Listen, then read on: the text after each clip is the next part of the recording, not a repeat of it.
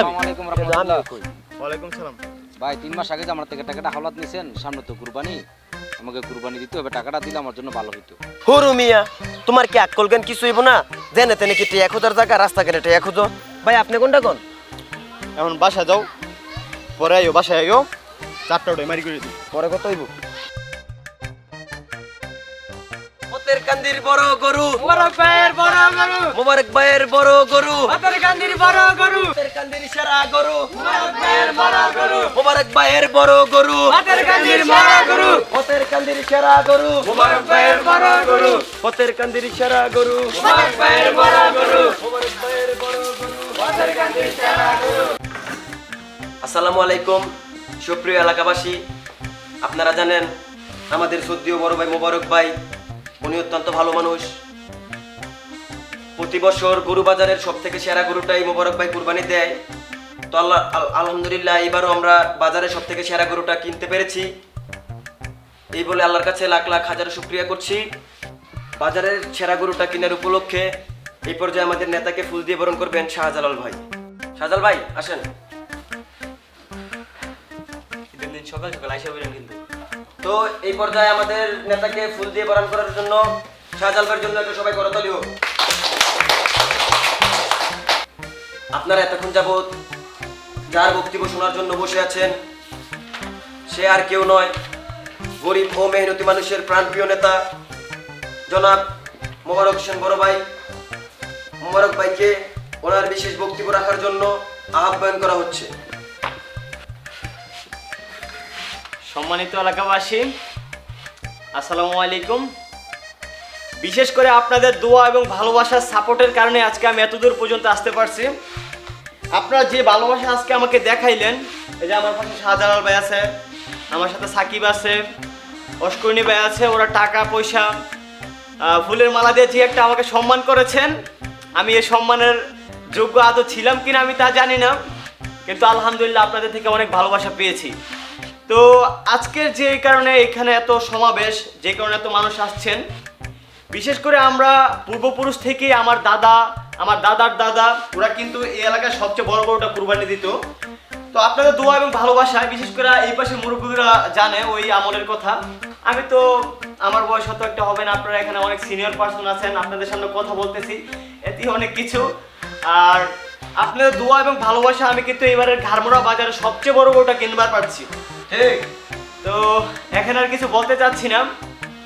আমার জন্য আপনারা দোয়া করবেন, ভালোবাসা থাকলো আর আমার পাশে থাকবেন, আপনাদের পাশে আমি অবশ্যই থাকবো। এই বলে আমার বক্তব্য শেষ করতেছি। আসসালামু আলাইকুম, সবাই ভালো থাকবেন। ভাই আমার টাকাটা। সাকিব, হুরু মিয়া, আয়ো। শেষ করতেছি। আল্লাহ হাফেজ, দেখা হবে আবার ইনশাল্লাহ। তোমার কি মিয়া কোনো জ্ঞান বুদ্ধি নাই মিয়া? এই যে একটা সমাবেশের ভিতরে তুমি দেয়া টিয়া খুঁজলা, দেখি মাইনছে কি কর? তোমার টিয়া দরকার, তুমি বাইরের কাছে একান্তভাবে আইতে পারতা, রাত্রে বেলা আইতে পারতা। তুমি আইরা এখন আইয়া যে বিচারের ভিত্তিতে একটা সমাবেশের ভিতরে তুমি টিয়া খুঁজলা, এটা হইল নি কামটা তোমার? টাকা খুব দরকার, আমি কুরবানি দিন। তুমি কুরবানি দিবা, বুঝছি তো তোমার কুরবানি মিয়া, তোমার কুরবানি আমার বাইরে দেহ আইলে কি কয় তোমার? তুমি যে একটা মান সম্মান খাইছো বাইরে, রেপুটেশনটা করতে তোমার তুমি জানো? কি হয়েছিল সাকিব? ভাই দেখেন ভাই টাকাটা দিলাম, কুরবানি দিতাম। তোমার টাকা, তোমার টাকা কিন্তু জায়গা মতো দেবো। তোমার সমাবেশের সামনে তুমি কি করলে? এটা 5 জন আছে, 10 জন আছে, কোনো চিন্তা ভাবনা নাই। ভাই বাবু তুমি বচিয়ে যা টিয়া লেগে রাস্তার ধরো, বাড়ির ধরো, গাড়ি ধরো, সমাবেশের সামনে টিয়া গুজে বয়ে দাও। ভাই ভাই ঠান্ডন, ভাই ঠান্ডন। হ্যাঁ, টিয়া দিব না বললে তো যাইতে কো। যান যান যান, এখন যান। টিয়া করতে মিয়া যায় না, জাগা মাগা বুঝে না, খালি আইসা খালি টিয়া মেয়া খুঁজতে লিখো। মন মজা একদম গরম করে দিচ্ছি। 200 বছর যাবত আমার দাদার দাদা বাটপাড়ি ছাটপাড়ি বাটপাড়ি করে গ্রামে সবচেয়ে বড় বড় করে মানে হওয়া ভাই। এই সমাবেশে মানুষ এত মানুষ সম্মান করে, মুরব্বী ভাই বাচ্চা, আমার যত সদস্য আছে, সৈনিক আছে, সবার সামনে টিয়া গুজে বই। কামটা হইল এটা না ভাই, আমার দাদারা যে এলাকার সবচেয়ে বড় বড়টা কুরবানি দিত, আমি সেই ঐতিহ্যটা ধরে রাখতেছি। আর এত বড় সমাবেশের মধ্যে আইসা তার পাওনা টিয়া বুঝে কামটা খারাপ করছে। সম্মানটা থাকলো আমার না ভাই, আবার আসলে জেলে ঢুকে দিবে একদম। আরে ভাই, আপনি একটা কল দিবেন না ভাই? আমি আপনার কাছে চলে দিতাম। বসেন ভাই। তোর এখানে বসতে আসি নাই, আশরাফুল নাকি তোর কাছে 25,000 টাকা পাবে, তুই তার টাকা না দিয়ে ওরে উল্টা অপমান করছস। ভাই অপমান করে না বললাম তো আমার কাছে অভিযোগ করছে তোর নামে। এটা ছাড়াও অনেক অভিযোগ আছে, তুই নাকি অনেকেই তোর কাছে টাকা পাবে, তুই মানুষের ঋণ না দিয়ে তুই বাজারে সেরা গরু দিয়ে কুরবানি দেস, এটা কি তোর হবে? কুরবানি দেওয়া তো ওয়াজিব, আর মানুষের ঋণ পরিশোধ করা হচ্ছে ফরজ।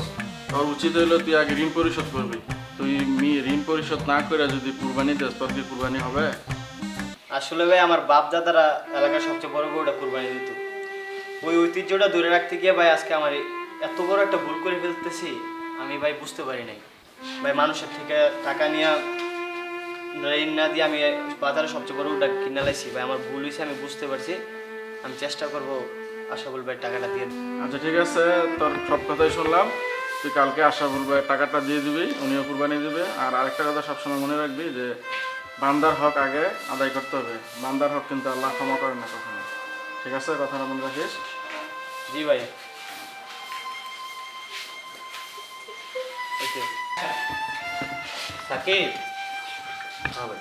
বাপ দাদার ঐতিহ্য রাখতে গিয়ে আমি কত বড় একটা পাপ কাজ করতেছিলাম। বান্দার হক না দিয়ে আমি এলাকার সবচেয়ে বড় গরুটা কুরবানি দিতে চাইতেছি। আল্লাহ মাফ করতো না রে।